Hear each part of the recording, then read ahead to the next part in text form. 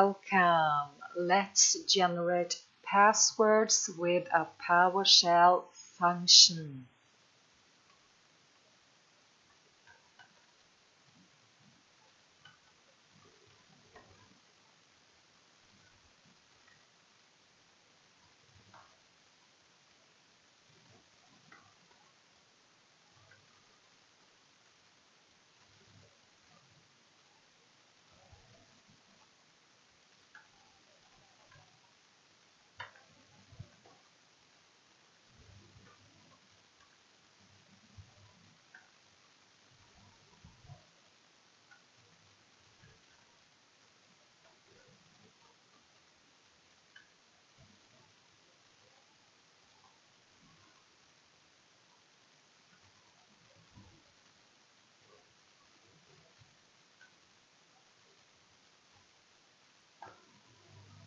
The script is now finished. Let's run the script and we will see that we will get a password of 10 characters.